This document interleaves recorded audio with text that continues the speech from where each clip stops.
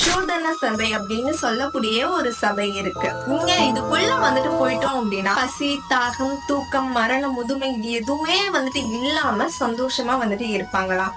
இந்த ஒரு ராஜ சபைய தேவலோகத்துல இருந்து உலகத்துக்கு கொண்டு வந்தது யாருன்னு தெரியுமா?